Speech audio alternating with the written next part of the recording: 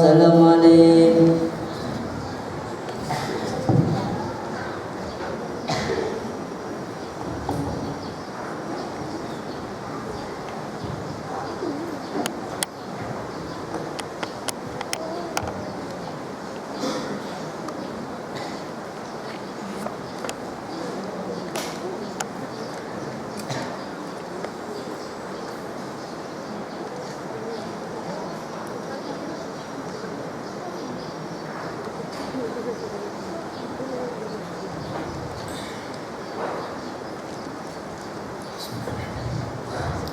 Assalamualaikum warahmatullahi wabarakatuh. A'udzu billahi minasyaitonir rajim. Bismillahirrahmanirrahim. Alhamdulillahi rabbil alamin. Wa bihi nasta'inu ala umuri dunya waddin. Wassalatu wassalamu ala sayyidina wa maulana Muhammadin asyrafil anbiya'i wal mursalin wa ala alihi wa sahbihi ajma'in. Subhanaka la ilma lana illa ma 'allamtana innaka antal alimul hakim. Rabbi shrah li sadri wa yassir li amri wahlul 'uqdatam min lisani yafqahu qawli wa la hawla wa la quwwata illa billahil 'aliyyil 'azim. Yaqulu al-mu'allif rahimahullahu ta'ala wa nafa'ana wal muslimina bi 'ulumihi fid dharain amin. Surat 11, ruginya menuntut ilmu kerana mencari kedudukan, penghormatan dan kurniaan duniawi. Sebelum itu kita dah baca kenyataan yang berbunyi, dan sesiapa yang dapat merasai kelazatan ilmu dan beramal dengannya amat sedikit teringin apa yang ada pada orang lain. Wa man wajada ladzatal ilmi wal 'amali bihi qallama yarghabu fima 'inda an-nas. Barang siapa yang memperolehi, menemui kelazatan ilmu dan kelazatan beramal dengan ilmu, nescaya sedikit ia meminati apa yang ada pada orang ramai.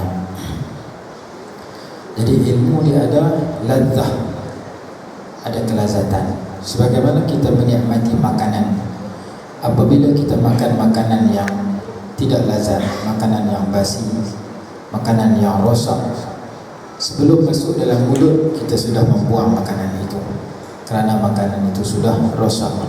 Tapi kalau makanan itu lazat, kita makan satu mulut, satu suapan kita rasa lazat, kita tambah suapan kedua, tambahkan suapan yang ketiga, tambah satu pinggan, dua pinggan, tiga pinggan. Kenapa? Kerana makanan ini lazat, maka kita tidak akan berhenti melainkan setelah kenyang.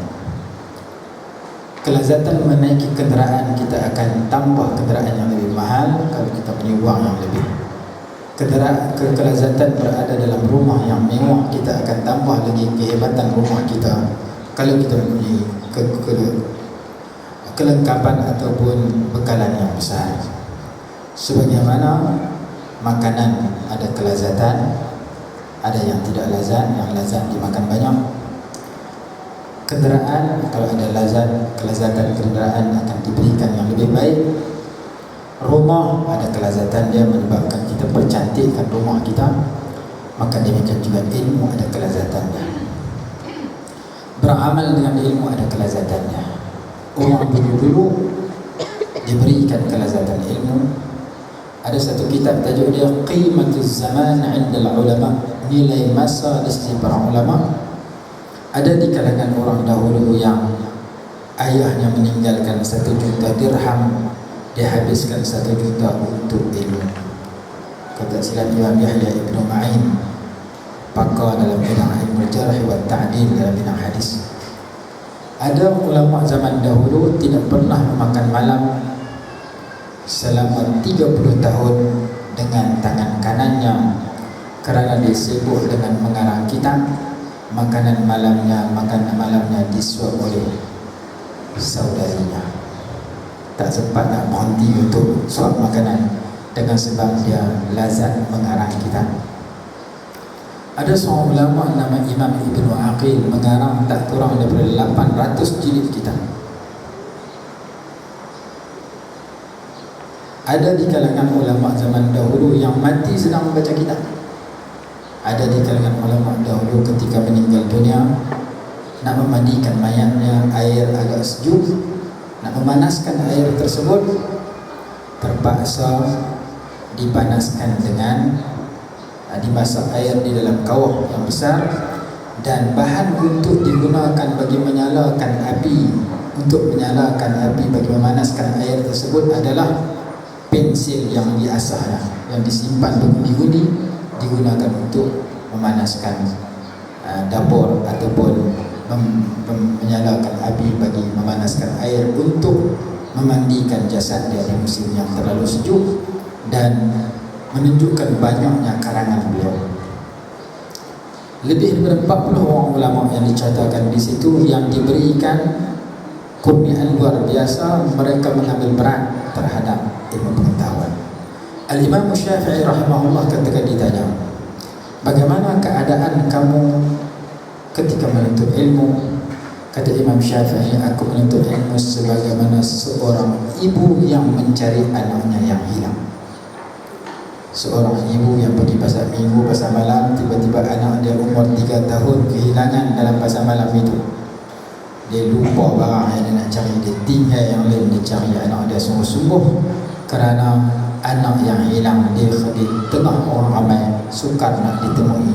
Maka dia berusaha sungguh-sungguh untuk mendapatkan anaknya walaupun dalam apa jua cara sekalipun.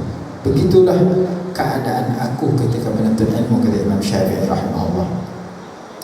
Dan orang yang menuntut ilmu mesti dia bersama dengan kitab di mana saja dia berada. Masalah faham dibaca kitab. Ketika dia biasa dengan kitab, apabila dia bertemu dengan masalah-masalah dalam masyarakat, dia tak perlu cari kitab kerana dia pernah melalui masalah tersebut. Kita masalah faham, kita tak baca kitab. Masalah orang tanya masalah, kita tak cari kitab. Tidak pun kita hantar WhatsApp ke kawan, apa hukum, tolong jawab Ustaz, selesai masalah kita. Jadi Syekh Abdul Fattah Abu Khudah membedah beratus-ratus jilid kitab. Dia ambil kisah-kisah ulama yang luar biasa yang mendapat kelazatan ilmu dan kelazatan ibadah.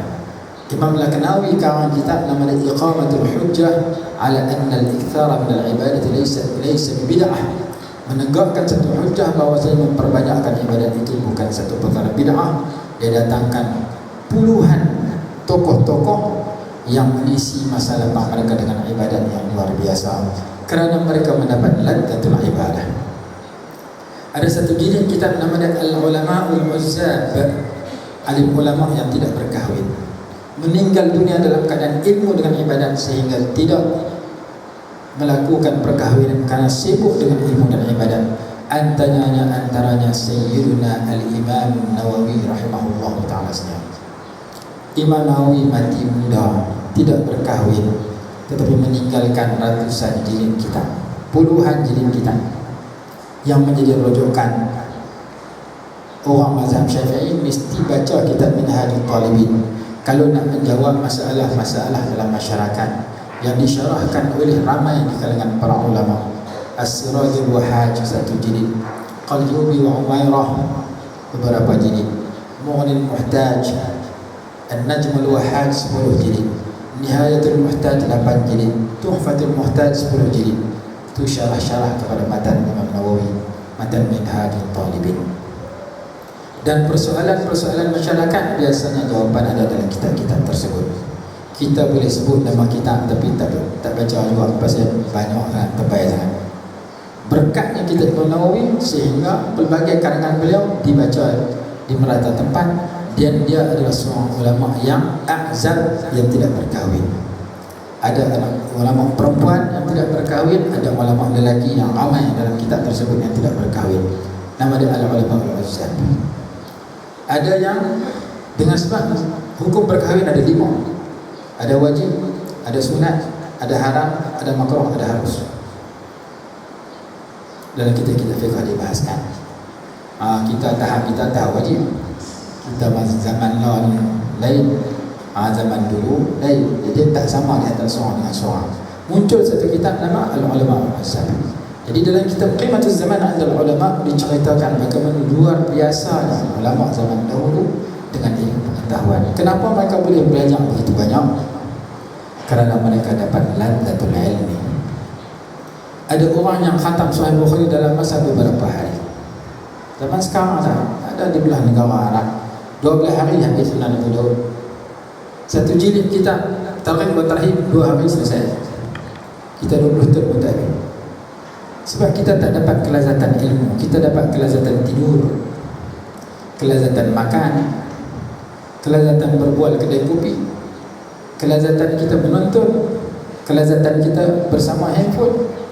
Tengah khutbah Jumaat pun main handphone lagi. Khutib di depan baca khutbah, kita di belakang, Facebook ada, game ada, WhatsApp ada.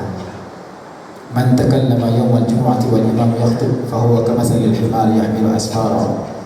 Sesiapa yang ngobrol berbual-bual ketika khutib baca khutbah, dia macam keldai.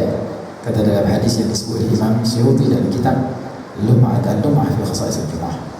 Jadi sebagaimana makanan bila lazat, sedap, enak, ditambah sehingga kenyang. Mendapat duit lazat, ditambah duit lagi. Kita bekerja dapat duit, kita rasa seronok dapat duit, kita mau duit lebih banyak. Kenapa? Kerana ladzatul mal, kelazatan memiliki harta.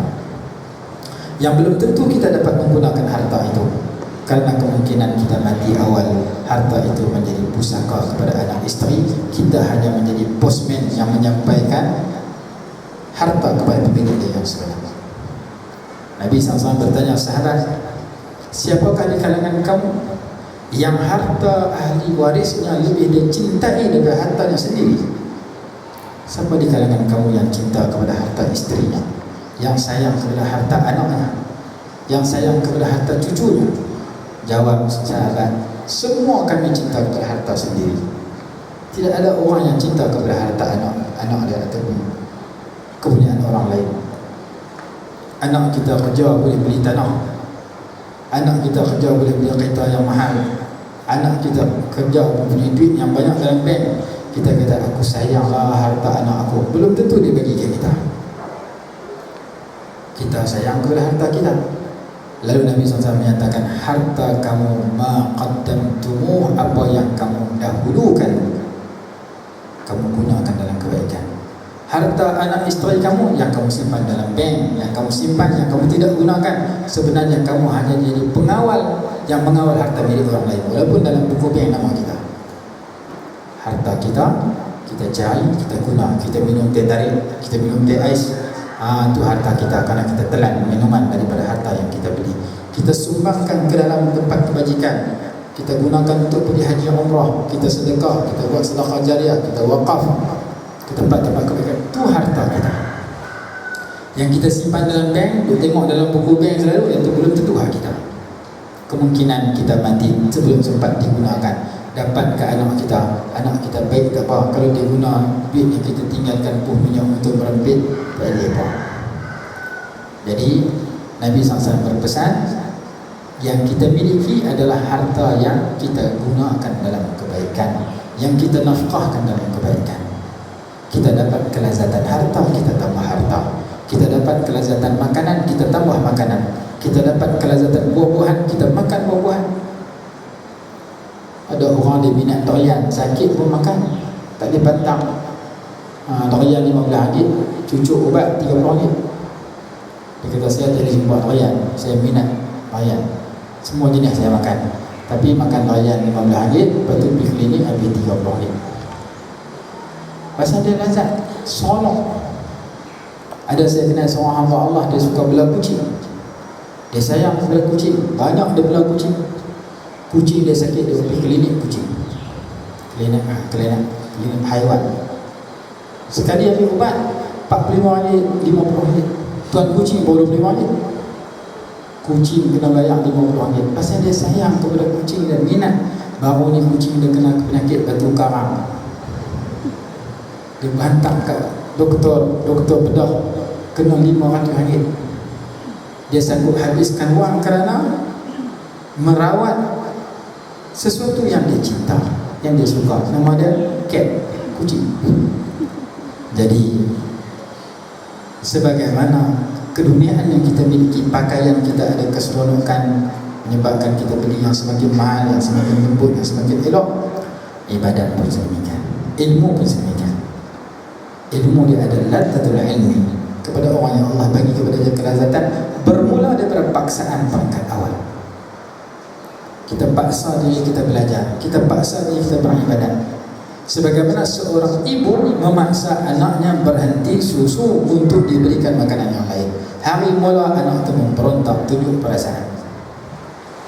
وَالنَّفْسُ كَالطِّفْلِ إِنْ تُهْمِلْهُ شَبَّ عَلَى حُبِّ الرَّضَاعِ وَإِنْ تَفْتِنْهُ يَنْفَضِّمِ. Nafsu manusia macam bayi-bayi kecil, budak kecil yang berumur 1 tahun, 2 tahun. In tuhmilhu, jika kamu membiarkan dia, syabba, dia akan menjadi orang muda yang cinta kepada susu maknya. Masa umur sebulan minum susu mak kata okey lagi, setahun okey lagi, 2 tahun okey lagi. Lah kali mak dah biar darjah 1 nak makan susu mak dah lagi. Umur pergi sekolah, waktu rehat minta cikgu nak balik. Pasal apa? Balik minum susu mak. Pasal mak dia biar dia sampai masuk sekolah rendah, duduk minum susu mak. Kalau mak dia biar umur 17 dia minum susu mak lagi.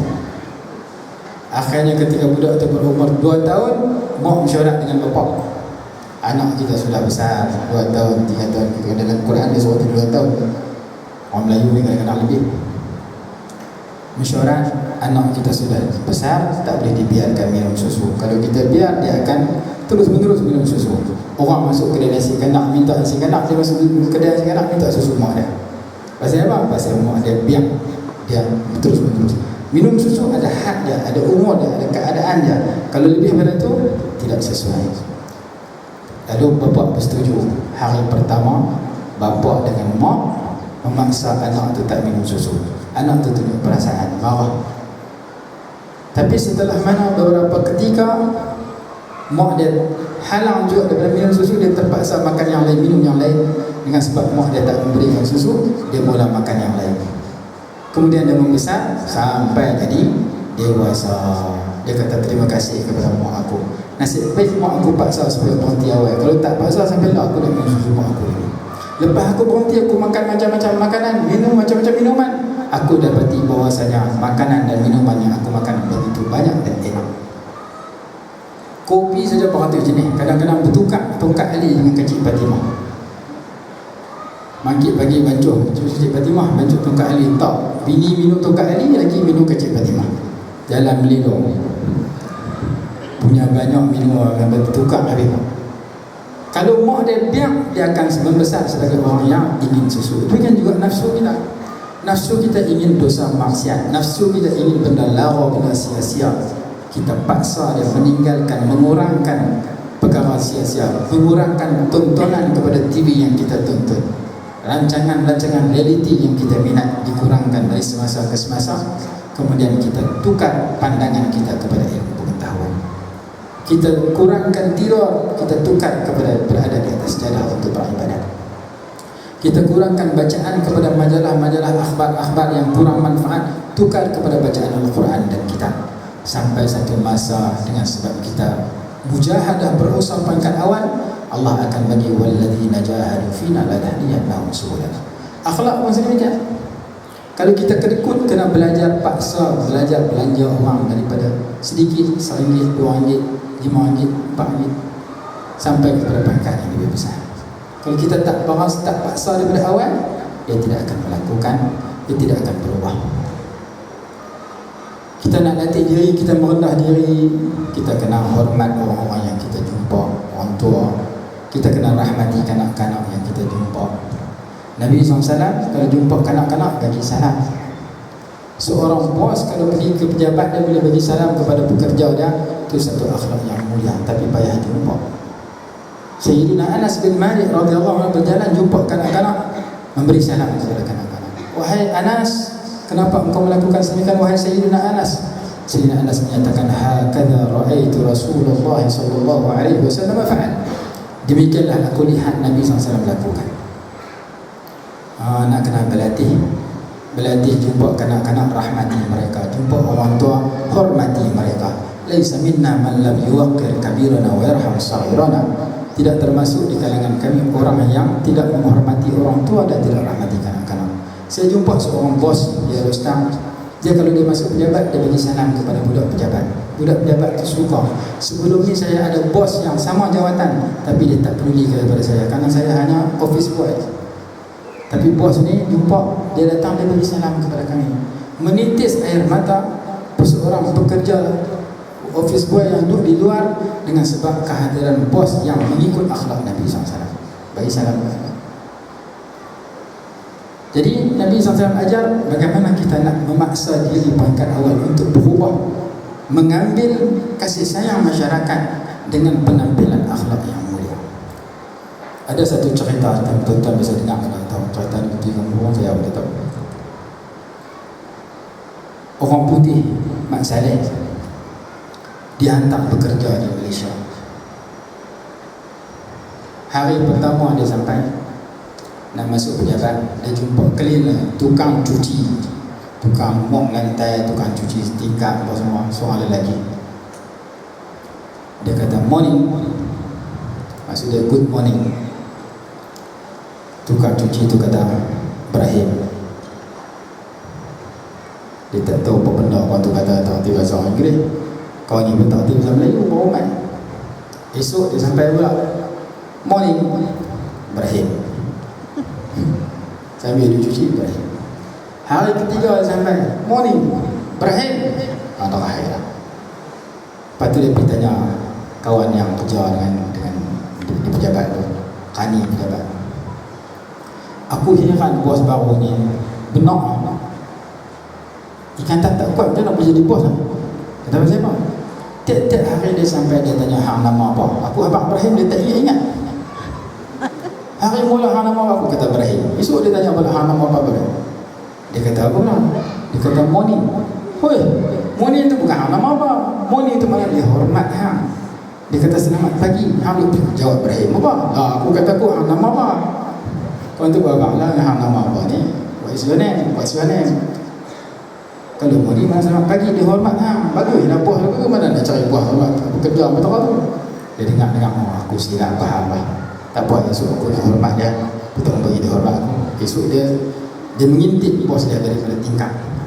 Bos dia pakai yang kereta, bos dia masuk, dia sembunyi pintu, bos dia masuk aja, dia tak bagi bos dia kata. Dia kata dulu, morning, dia kata kat bos. Bos jawab Ibrahim.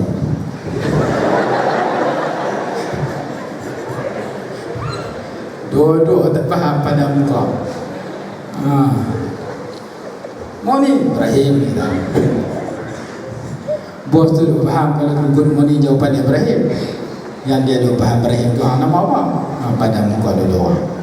Jadi kalau bos boleh bagi salam kepada kita, kita jadi bos boleh bagi salam kepada orang, budak-budak yang kita jumpa. Kita jadi ayah, jadi suami, masuk dalam rumah boleh bagi salam kepada isteri, kepada anak. Itu akhlak yang mulia yang semakin pupus dalam masyarakat. Payah nak cari orang yang darjat tinggi, orang kaya bagi salam kepada orang miskin. Yang kita jumpa kadang-kadang orang kaya berasa megah dengan sebab dia boleh bagi zakat, bantuan kepada fakir miskin. Kadang-kadang dia menjaja dia merata tempat. Si fakir itu aku yang bantu dia zakat, aku bagi tak tentu anak dia jaya masuk universiti. Anak aku tak ada orang bagi zakat tu, anak aku masuk pusat serenti. Anak aku mengaji tak boleh, aku orang kaya bagi duit, mengaji tak mau. Tapi dia orang susah, anak dia berjaya masuk universiti hasil bantuan aku. Tak tahu aku bagi zakat. Banyak mana? RM50. Bagi RM50 buat ego. Dalam kitab kata, sebagaimana kita memberi zakat kepada orang miskin, kita merasakan kita berjasa dengan sebab menyampaikan wang keperluan kepada mereka. Kita juga kena merasakan orang miskin juga berjasa kepada kita. Bagaimana jasa mereka kepada kita? Penerimaan dia terhadap zakat yang kita sumbangkan merupakan penyebab kita dapat pahala dan dapat syurga. Kita menyebabkan dia dapat duit yang dia akan habiskan di dunia, dia menyebabkan kita dapat pahala yang akan kita terima dalam syurga. Mana lebih tinggi jasa kita dengan dia? Di segi zahir nampak kita berjasa, sebenarnya dia lebih berjasa daripada kita, kerana penerimaan dia terhadap wang yang kita sumbangkan menyebabkan kita dapat pahala lebih berharga daripada wang yang diberikan. Kalau dia tak terima, dia ego, dia kata aku tak mau terima zakat, kita kena bagi ke orang lain pula. Tapi tak ada lah fakir miskin bukan begitu. Penerimaan zakat yang kita berikan merupakan sumbangan sifakat kepada orang kaya. Penyebab kita dapat kasih sayang Allah, penyebab gugurnya dosa kita, penyebab kita dapat pahala, penyebab kita menempuh syurga. Ketika seorang fakir miskin datang minta sedekah kepada sebahagian salaf, mereka berkata, marhaban biman yuhawwilu mali ila al-akhirah. Selamat datang kepada orang yang memindahkan hartaku ke akhirat. Aku bagi harta kepada kamu, kamu terima, aku akan terima kembali di akhirat kelak. Dia tidak marah kepada orang yang meminta sumbangan kepadanya, kerana dia merasakan sumbangan itu hanyalah merupakan penyalur kepada penerimaan di akhirat yang disebut sebagai dunia mazra'atul lil akhirah. Kemudian ada hilang lazzatul ilm. Jadi ilmu ni peringkat awal kena paksa, kena baca sikit-sikit Quran pun kena baca. Setelah kita biasakan baca, kita renung makna, kita hayati tajwid, kita baca dengan tertil, sampai satu masa Allah bagi kelazatan baca Quran, kita akan tambah dari satu ayat kepada dua ayat, daripada satu muka kepada dua muka, daripada satu surah, satu juzuk kepada dua juzuk. Ibadat pun sama, kena paksa 2 rakaat. Sembahyang tahajud paksa 2 rakaat, pergi naik 4 rakaat, pergi 6 rakaat, begitulah seterusnya. Imam Abdullah Al-Haddad kata, paksa peringkat mula sembahyang malam 2 rakaat, kemudian tingkat menjadi 4, 6, 8, kemudian ila masya-Allah, kepada bilangan yang terpulang kepada kamu dan mengikutkan Allah SWT. Tapi kena paksa peringkat awal. Sebagaimana seorang ibu dan ayah memaksa anaknya berhenti susu ketika anak itu senang menikmati susu ibunya, dia memarahi ibu dan ayah kerana memaksa dia meninggalkan minuman dan makanan yang dia suka yang bernama susu ibu. Tapi setelah dia bertemu dengan pelbagai makanan yang lazat dan enak, bertemu dengan pelbagai minuman yang lazat dan enak, dia merasakan paksaan itu membawa keuntungan kepada dirinya. Kita pun kita paksa tinggalkan TV, tinggalkan berbual kosong dengan kita, dengan ilmu dan ibadat, sampai satu masa Allah bagi ladzatul ibadah. Ada di kalangan ahli sufi zaman dulu menyatakan, nahnu fis sa'adati law arafaha al-muluku laqataluna bisyufihim. Kami berada dalam kelazatan beribadat kalau pembesar-pembesar negara mengetahui kenikmatan yang kami rasai, mereka akan membunuh kami kerana cemburu dengan apa yang kami nikmati. Ahlul laili fi lailihim aladdu min ahli lahwi fi lahwihim. Ahli malam di malam mereka lebih lazat daripada ahli hiburan di tempat hiburan mereka. Kelazatan mereka yang rokok sujud kepada Allah di tengah malam lebih dinikmati daripada mereka yang bergembira berkaraoke di kelab malam, di disko dan sebagainya. Ahlul laili fi lailihim aladdu min ahli lahwi fi lahwihim. Mereka mendapat kelazatan itu. Sebab itu kita baca sejarah, ada ulama yang puluhan ribu kali berzikir. Abu Hurairah radhiyallahu anhu tidak akan tidur melainkan setelah bertasbih atau berzikir 12,000 kali. Ada yang khatam Quran setiap hari, ada yang 3 hari sekali, ada yang setiap minggu. Karena mereka dapat ladzatul qiraatil Quran, kelazatan membaca Quran. Tapi pangkat mula kena paksa dulu, kemudian tingkatkan. Ilmu pun sama, ibadat pun sama. Ilmu peringkat mula kita baca satu muka, kena buka 20-30 kali buka kamus. Setelah kita biasa buka kamus, 30 muka sekali buka kamus. Mula-mula kena susah dulu, berpenat lelah dulu, sampai satu masa Allah bagi lazzatul ilmi wa lazzatul amal. Jadi ada 2-3 kitab yang menceritakan kehebatan ahli ilmu dengan kelazatan ilmu mereka dan dengan amalan mereka.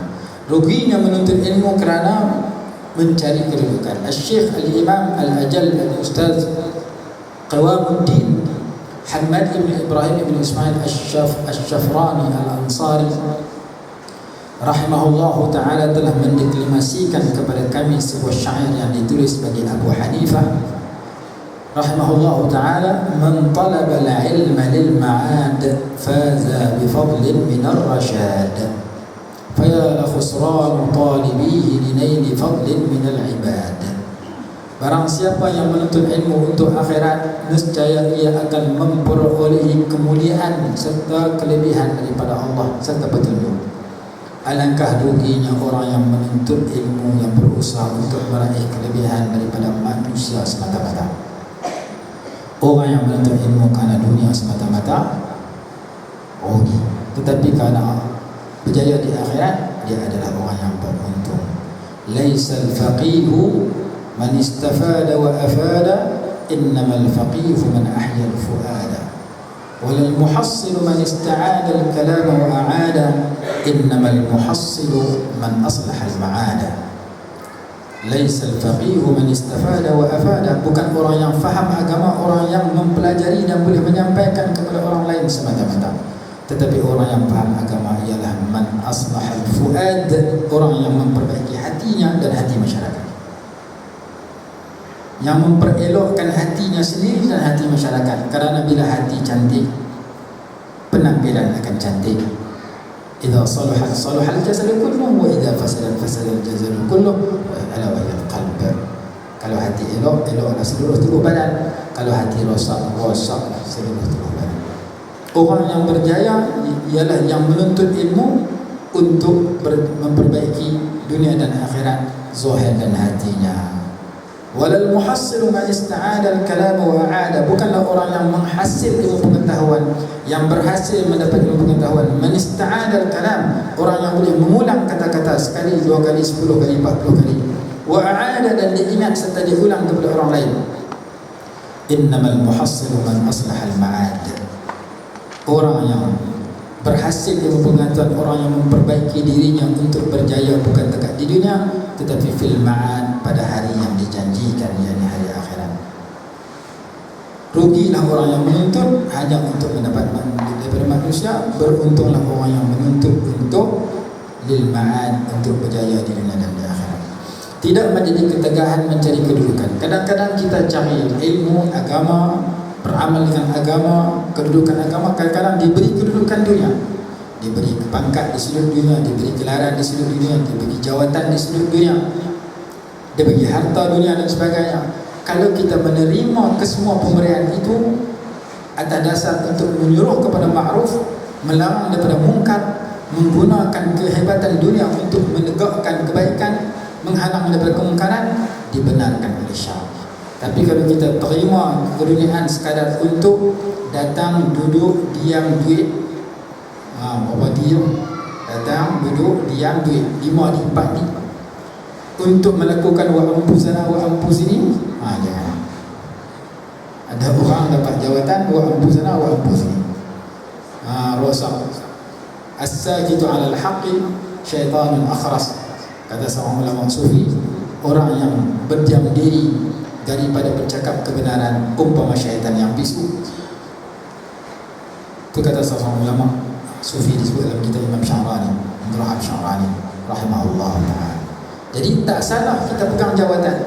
Ada orang pegang dengan ilmu dia pegang jawatan mufti, ada orang dengan ilmu dia pegang jawatan sebagai yang dia ketua majlis agama, orang dengan ilmu dia pegang jawatan sebagai pengetua sekolah agama, pegawai qadi, pegawai agama, hakim syar'i, pendakwa raya dan sebagainya.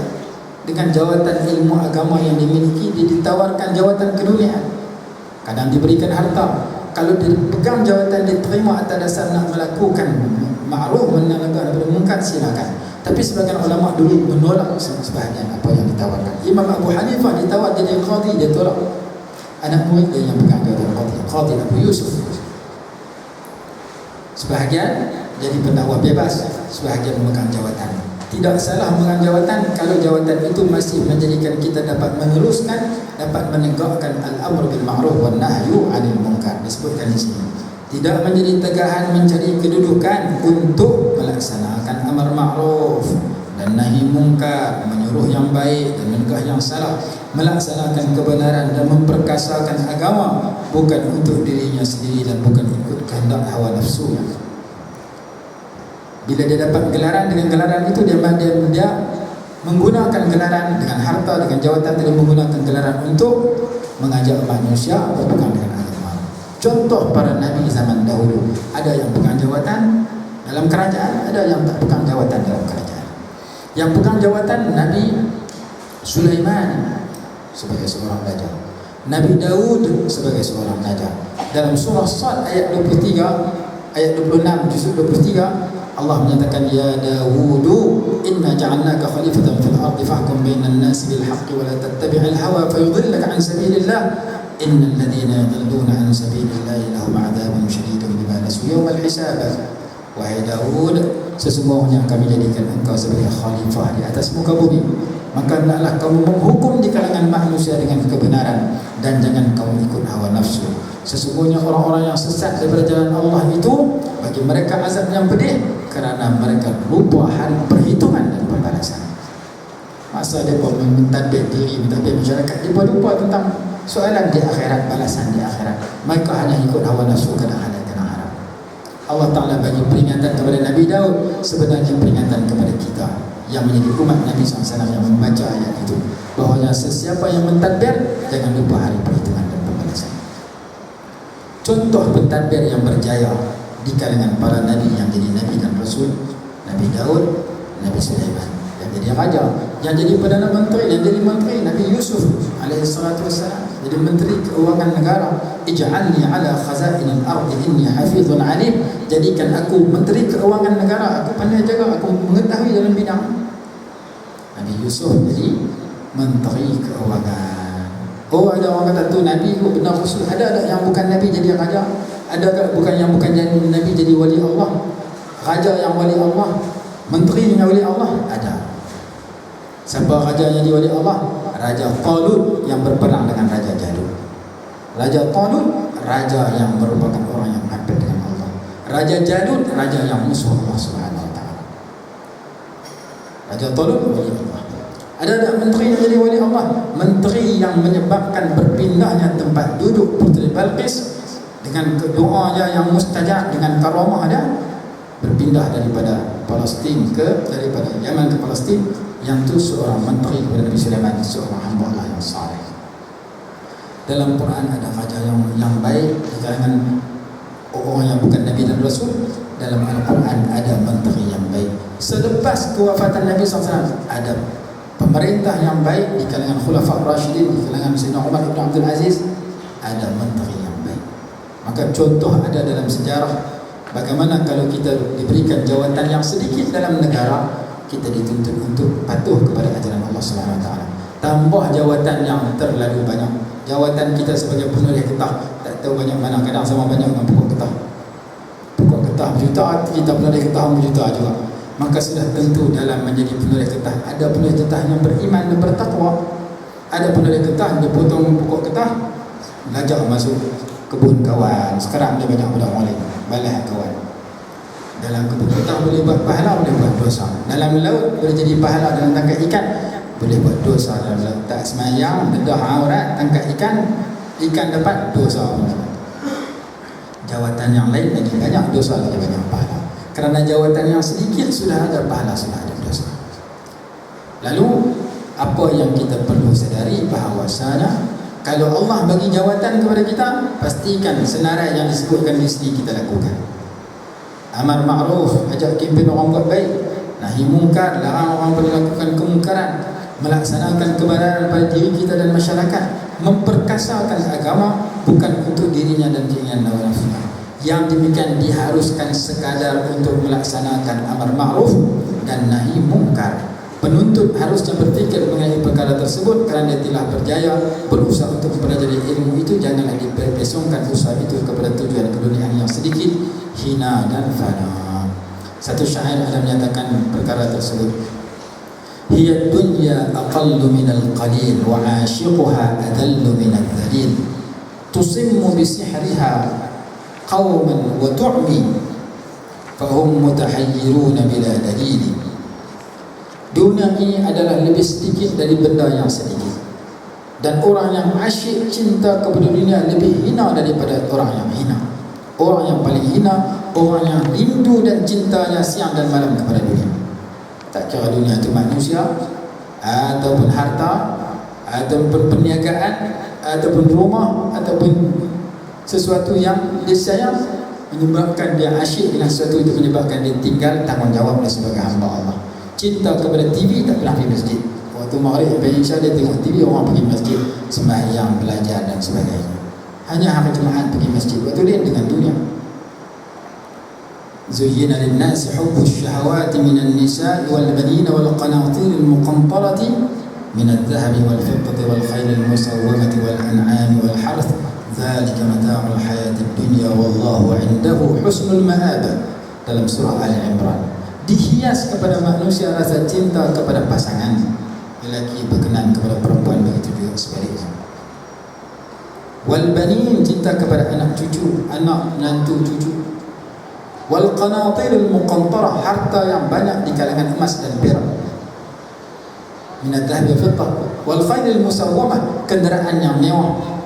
Wal an'am, binatang yang dimiliki, binatang ternak, binatang berkaki empat, lembu, kerbau, unta, kambing. Wal harth, sawah ladang, kebun, ladang, bendang, kebun getah, dusun. Dzalika mata'ul hayatid dunya, yang demikian itu benda yang menyukakan manusia di dunia. Wallahu 'indahu husnul ma'ab. Di sisi Allah ada tempat kembali yang lebih baik. Kata ada di sini, orang yang hina adalah orang yang asyik kepada dunia, rindu dan cintanya hanya kepada dunia, siang dan malamnya dunia. Tusimmu bisihriha, dunia itu menyebabkan seorang itu pekak dengan sihirnya. Wa tu'mi qauman, menyebabkan sekumpulan manusia jadi pekak. Wa tu'mi, dan sebagian manusia jadi buta, tak nampak kebenaran, tak dengar kebenaran, dengan sebab dia asyik dengan dunia. Hadis kata, hubbuka syai'a yu'mi wa yusib, cintamu kepada sesuatu menjadikan kamu buta dan tuli. Pepatah Melayu kata, cinta itu buta. Bekong hadis tadi juga, cinta itu menyebabkan kamu buta dan tuli. Tak dengarlah apa orang kata, yang penting aku asyik dengan kekasih yang aku cinta. Fahum mutahayyiruna bila dalil, mereka kebingungan tanpa dalil. Dengan segala daya tarikannya, ia membuta dan memekakkan manusia. Akibatnya mereka berjalan merayau-rayau tanpa panduan. Syekh sampai ni? Ketiga mana? Belum? Dah? Syekh?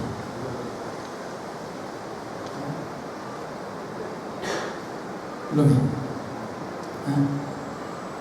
Sama lagi. Belum? Kita teruskan sampai habis muka surat ni, pasal yang kedua. Jangan menghinakan diri dan bertakabur. Merendah diri sampai jadi hina kepada orang, jangan. Dan bertakabur, membesar, meninggikan diri juga tak boleh. Yang perlu ialah tawadhu, merendah diri di tempat yang sepatutnya. Ahli ilmu seharusnya tidak menghinakan dirinya dengan bersikap tamak, bukan pada tempatnya. Tamak tak kena tempat. Dan dia hendaklah sentiasa mengawasi diri dalam perkara-perkara yang boleh menghinakan ilmu dan ahlinya. Bila kita jadi ahli ilmu, jangan penampilan kita menjatuhkan darjat kita. Ada seorang hamba Allah saya kenal, dia mengaji di Mesir, dia hafiz Quran. Balik main, dia kata kerja duit ada juga tapi tak berapa banyak. Bulan puasa dia pergi Thailand, beli mercun, balik jual depan rumah. Orang kampung tengok tu, dia ustaz ni jual mercun, ustaz mercun, gelaran dia ustaz mercun. Orang tak bagi baca khutbah, orang tak bagi mengajar lah, orang tak pakai dah, dia kena pindah hidup luar kampung. Pasal maruahnya jatuh kerana jual mercun. Kalau nak jual lah buat lokong ke anak ayam ke apa, ni jual mercun.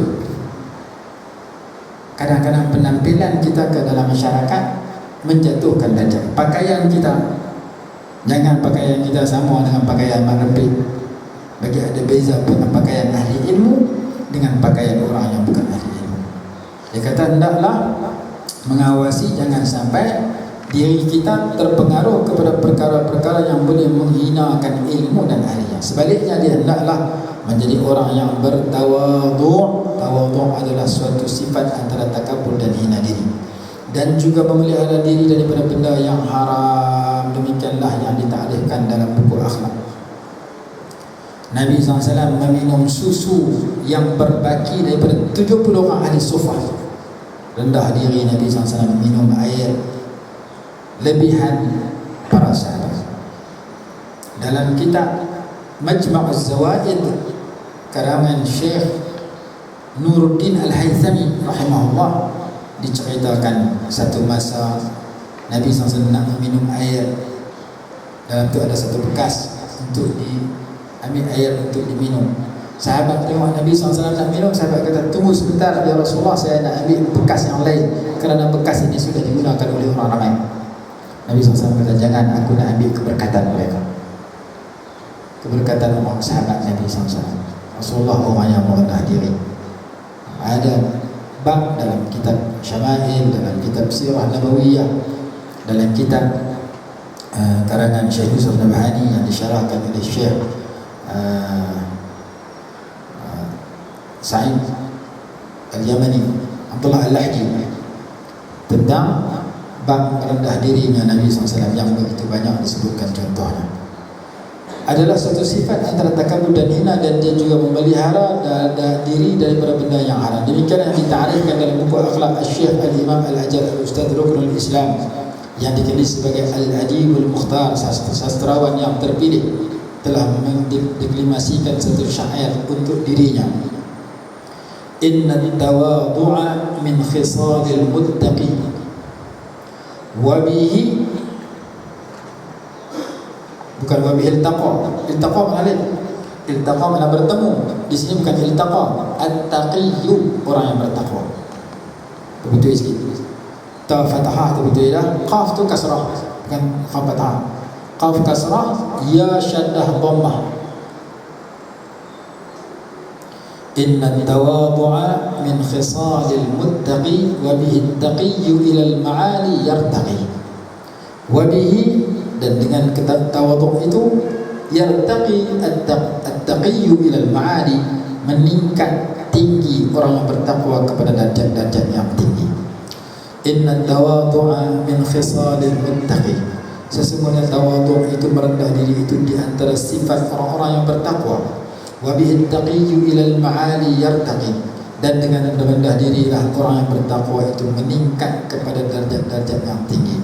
Wa minal ajaibi ajbu man huwa jahilu. Ajbu bukan ajbun. Wa minal ajaibi ajbu man huwa jahilu fi halihi ahwa as-sa'idu amish-shaqi. Amish-shaqi syin bukan sin. Amish-shaqi. Wa minal ajaibi, antara perkara yang menghairankan, ajbu man huwa jahilu, kagumnya orang yang jahil, fi halihi, pada dirinya. Antara sifat yang buruk yang menghairankan bila kita jahil tentang keadaan diri kita, apakah kesudahan kita sebagai orang yang bahagia, yang itu yang kita harapkan, ataupun sebaliknya yang kita minta Allah lindung daripada sifat tersebut. Kita tak tahu kesudahan kita sebagai orang yang bagaimana, maka perlu kita memelihara daripada ditimpa sifat ujub, sifat kagum kepada diri sendiri, perasaan seorang-seorang. Wa minal ajaibi, antara perkara yang menghairankan, ajbu man huwa jahil, seseorang yang jahil ta'ajub kepada dirinya, kagum kepada dirinya, fi hali, dia tidak mengetahui keadaan dia. Ahwa as-sa'idu amish-shaqi, apakah dia akan menjadi orang yang bahagia atau orang yang celaka? Asy-syaqi mana orang yang celaka. Am kaifa yukhtamu, bukan yakhtimu, yukhtamu. Am kaifa yukhtamu umruhu aw ruhuhu, ataupun bagaimana disudahi umurnya ataupun ruhnya, yauman nawa, pada hari kematiannya, pada hari kebinasaannya. Mutasaffilun aw murtaqi, sama ada dia akan menjadi orang yang rendah darjat ataupun orang yang tinggi darjat. Wal kibriya'u li rabbina sifatun bihi, dan takabur itu merupakan sifat milik Allah Subhanahu wa taala, makhsusatun, yang khusus, tidak boleh diambil oleh sesiapa. Sesiapa yang cuba merebut sifat tersebut, ia akan dimusuhi oleh Allah, dan telah direbut oleh iblis. Allah musuhi iblis, dan telah direbut oleh mereka yang tidak berilmu. Allah memusuhi dia. Ada beberapa golongan yang dimusuhi oleh Allah dalam Quran dan hadis. Dalam Quran, orang yang Allah musuhi orang yang terlibat dengan riba. فَإِن لَمْ تَفْعَلُوا فَأْذَنُوا بِحَرْبٍ مِّنَ اللَّهِ وَرَسُولِهِ. Kalau kamu tidak henti daripada terlibat dengan riba, ketahuilah Allah dan Rasul memerangi kamu. Yang kedua, orang yang Allah musuhi ialah orang yang menentang wali Allah, yang menentang kekasih Allah. yang menentang al-ulama warasatul anbiya. Man ada li waliyan faqad adantuhu bil harbi. Barang siapa yang memusuhi wali aku, nescaya aku isytiharkan, aku memberitahu kepadanya aku akan memeranginya. Yang ketiga yang Allah musuhi, yang kita baca sekarang, orang yang bersifat takabur. 2-3 sifat itu perlu kita kenali dan jauhi. Yang pertama, jangan libatkan dengan riba, jangan menyokong sebarang muamalah secara riba. Yang kedua, jangan kita menentang orang-orang yang hampir dengan Allah, para wali Allah. Sama ada yang telah meninggal dunia, jangan kutuk mereka, ataupun yang masih hidup, jangan menentang mereka. Dan yang ketiga, jangan mengambil sifat takabur, kerana ia hak mutlak Allah Subhanahu wa ta'ala. Wal kibriya'u li rabbina sifatun bihi makhsusatun fatajannabanha. Sukunkan nun, fatajannabanha wattaqi. Wal kibriya'u li rabbina sifatun bihi. Takabur itu merupakan sifat Tuhan kami, sifat Allah Subhanahu wa ta'ala, makhsusatun, yang khusus milik Allah. Ada kenyataan yang berbunyi, ada sebagian ulama kata hadis, takhallaqu bi akhlaqillah. Hendaklah kamu berakhlak dengan akhlak Allah Subhanahu wa ta'ala. Hendaklah kamu semua berakhlak dengan akhlak Allah. Ambil sifat Allah buh pada diri kamu. Sifat Allah secara hakiki, sifat Allah sifat yang kamu ambil pada diri kamu secara pinjaman. Ulama menghuraikan kenyataan hadis itu dengan menyatakan, ay takhallaqu bil akhlaq allati yujawwizu Allahu laka an tatakhallaqa biha. Berakhlaklah kamu dengan akhlak yang Allah haruskan untuk kamu hayati akhlak itu. Contoh ar-rahmah, bersifat belas kasihan, rahmat, belas kasihan, kasih sayang. Allah bersifat dengan ar-rahmah, Nabi Muhammad SAW bersifat dengan rahmah, kita dituntut bersifat dengan rahmah. Allah bersifat dengan wa kana bil mu'minina rahima. Nabi SAW bersifat dengan laqad ja'akum rasulun min anfusikum azizun 'alaihi ma 'anittum harisun 'alaikum bil mu'minina raufur rahim. Nabi SAW bersifat rahimun, Allah bersifat dengan ar-rahmanur rahim. Bismillahirrahmanirrahim. Kita dituntut irhamu man fil ardi yarhamkum man fis sama. Rahmatilah mereka di bumi, nescaya kamu mendapat rahmat daripada malaikat di langit. Sifat itu ada pada Allah secara hakiki dan disuruh kita menghayatinya. Pada Nabi SAW ada, pada kita secara pinjaman, pada Rasulullah secara pinjaman. Jadi ada dalam istilah agama ayat yang berbentuk hakikat, ayat yang berbentuk syariat. Fadhkuruni azkurkum, ingatlah kepada aku, aku ingat kepada kamu. Itu ayat hakikat. Ayat syariat, ya ayya bani Israil adhkuru ni'mati allati an'amtu 'alaikum. Uzkuru ni'mati, ingat nikmat aku. Mengingat nikmat membawa kepada mengenali pemberi nikmat, Maha pemberi nikmat Allah Subhanahu wa taala. Dzikrul ni'am yuaddi ila ma'rifatil mun'im wa dzikrihi, membawa kepada kenal pemberi nikmat, Allah pemberi nikmat, dan mengingati dan bersyukur kepada Allah Subhanahu wa taala. Ada ayat menyatakan wa'tasimu bihablillah, berpeganglah kamu dengan tali Allah. Ini ayat syariat. Ada ayat menyatakan wa man ya'tasim billahi faqad hudiya ila siratal mustaqim. Wa man ya'tasim billah, barang siapa yang berpegang dengan Allah. Ada ayat semua berpegang dengan tali Allah, ada ayat yang berpegang dengan Allah. Tali Allah syariat, berpegang dengan Allah hakikat. Ada ayat berbunyi yahabu liman yasha'u dzukur wa yahabu liman yasha'u inas. Allah memberikan kepada siapa yang dia kehendaki anak-anak lelaki, Allah memberikan kepada siapa yang dia kehendaki di kalangan pasangan suami isteri anak-anak perempuan. Siapa yang bagi anak lelaki kepada ibu bapa, anak perempuan kepada bapa, Allah yang berikan. Yahabu, Allah yang bagi. Ada ayat yang menyatakan li ahaba laki ghulaman zakiyya. Malaikat berkata kepada Sayyidatina Maryam, li ahaba laki, untuk aku berikan kepada engkau ghulaman zakiyya, seorang budak, seorang anak yang suci, yaitu Nabi Isa alaihi salatu wassalam. Li ahaba, aku bagi, aku siapa? Malaikat. Jadi ada ayat secara syariat, ada ayat secara hakikat. Iyyaka na'budu, hanya engkau yang kami sembah, menyandarkan perbuatan sembah kepada diri kita. Itu ayat syariat. Tetapi kita tidak mampu sembah Allah melainkan kalau hanya dengan pertolongan Allah. Lalu kita sebut iyyaka nasta'in, dan hanya kepada engkau kami memohon segala pertolongan. Ulama menyatakan ini ayat hakikat. syariat dan hakikat terkandung pada iyyaka na'budu wa iyyaka nasta'in dihuraikan dalam kitab Iqadul Himam fi Syarhil Hikam dan kitab-kitab yang lain. Jadi dalam Quran ada ayat syariat, ada ayat hakikat. Ada sifat yang boleh kita ambil, bahkan kita dituntut ambil, seperti sifat Ar-Rahmah. Ada sifat yang khusus bagi Allah, tidak boleh diambil oleh sesiapa. Qul ud'u Allah aw ud'u Ar-Rahman. Ar-Rahman milik Allah. Seorang yang murtad zaman Rasulullah itu menggelarkan dirinya Rahmanul Yamamah. Dia ambil sifat Allah pada dirinya. Rahmanul Yamamah. Seorang yang pemurah di Yamamah. Allah murkai orang yang mengambil sifat Ar-Rahman. Yang boleh Abdul Rahman, tapi pun nama anak Rahman tak boleh.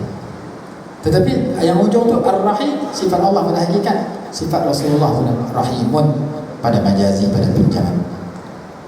Jadi ada sifat yang khusus milik Allah, tidak boleh diambil oleh sesiapa.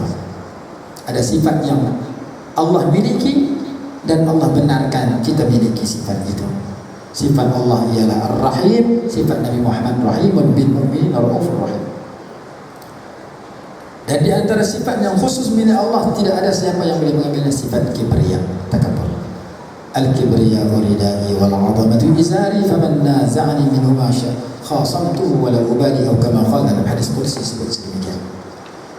Wal kibriya li rabbina sifatun bihi makhsusatun fatajannabanha wattaqi. Dah. Sampai.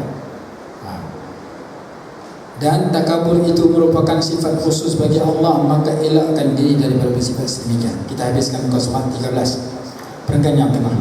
Abu Hanifah rahimahullah ta'ala pernah berkata kepada rakan-rakannya, perbesarkanlah serbanmu dan perbesarkanlah bukan kocekmu, koceknya apa? Poket. Terjemahan dia yang sebenar, bukan kocek. Terjemahan yang sebenar ni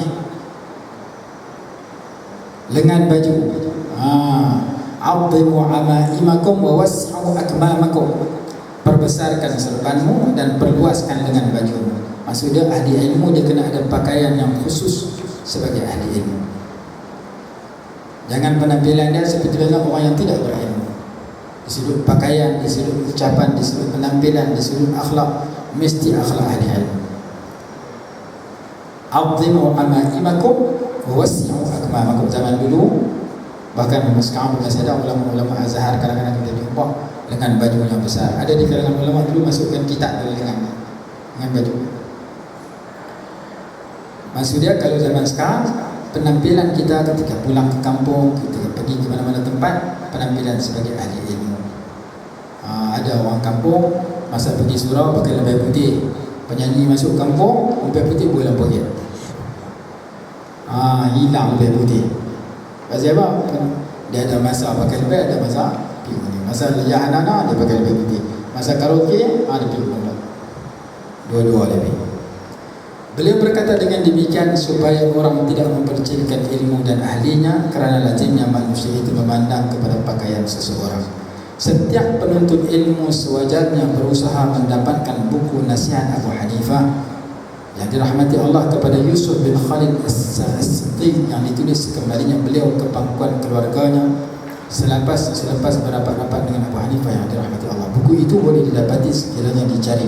Ustaz kami Syekh Al-Imam Burhan Al-A'immah Ali ibn Abi Bakar disucikan, qaddasallahu ruhahu, semoga Allah menyucikan roh yang mulia itu, telah menyuruhku menulisnya bila pulang ke negeriku, dan aku telah menulisnya. Guru dan mufti semestinya menggunakan buku nasihat tersebut dalam berurusan dengan orang ramai. Kita habiskan fasal yang kedua dan kita akan sambung pada fasal yang ketiga. Dan di antara pengajaran yang kita ambil daripada mukaddimah yang kita pelajari pada muka surat muka surat yang ke bawah, muka surat yang awal-awal, yang menceritakan seorang pelajar itu mesti berusaha agar dia mengisi waktu lapangnya dengan zikrullah, dengan berzikir, dengan berdoa, dengan bertadarruh, dengan membaca Quran, dengan sedekah, dengan muka surat 7. Yang ini di antara perkara yang dititik beratkan dalam pelbagai ilmu yang membahaskan tentang adab. Kita semayang, dalam itu ada zikrullah wa aqimis salat al-zikri. Kita berpuasa, lebihkan zikrullah daripada bulan tidak puasa. kita pergi haji, ada zikrullah di situ. Jadi zikrullah ini merupakan makanan jiwa, bekalan kita. Sebagian ulama menyatakan kita amat memerlukan kepada zikrullah seperti hati kita amat memerlukan kepada zikrullah sebagaimana berhajatnya ikan kepada air. Ikan kalau dikeluarkan daripada air, ikan itu akan mati. Hati kalau dipisahkan dengan zikrullah, hati itu akan mati. Al-Hafiz Al-Imam Al-Hafiz Ibn Hajar Al-Asqalani rahimahullah menukilkan kalam ba'dul arifin di dalam kitab Fathul Bari. Dia menyatakan al-dzikru ala sab'ati anha, zikir itu terbahagi 7.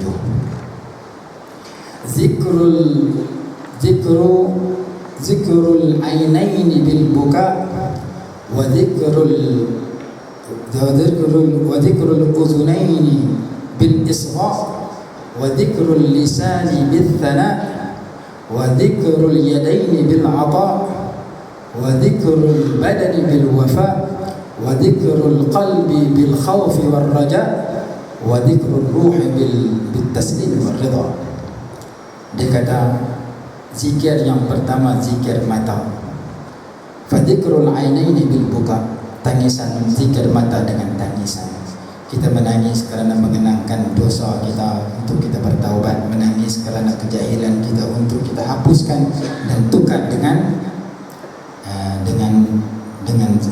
ilmu, menangis kerana dosa kita untuk kita bertaubat, menangis kerana kelalaian kita untuk kita isi dengan zikrullah, menangis kerana gembira terhadap sesuatu anugerah yang istimewa yang menyebabkan kita dapat darjat yang tinggi. Sayyidina Abu Bakar radhiyallahu anhu menangis ketika dipilih oleh Nabi SAW untuk berhijrah. Zikrul ainaini bil buka wa zikrul uzunaini bil isra'. Zikir telinga dengan mendengar. Dengar apa? Dengar sesuatu yang dengan penuh tumpuan kepada sesuatu yang memberi manfaat. Dengar ayat Quran, dengar hadis, dengar hikmati awliyaihi, kata sebagian ulama Imam Ghazali sebut dalam kitab. Mendengar sesuatu kata-kata yang bermanfaat. Yang ketiga, wa dzikrul lisani bil thana, zikir lidah dengan sanad, dengan puji kepada Allah, puji kepada Rasul, mengeluarkan kata-kata yang membawa pahala, mengeluarkan kata-kata yang bentuk al-amru bil ma'ruf wan nahy 'anil munkar, mengeluarkan kata-kata yang yanfa' wa yufid, yanfa' wa yantafi', yang memberi manfaat kepada orang dan memberi manfaat kepada dirinya sendiri. Wa dzikrul yadaini bil 'ata', zikir lidah, zikir tangan dengan dia memberikan sumbangan yang baik daripada tangannya.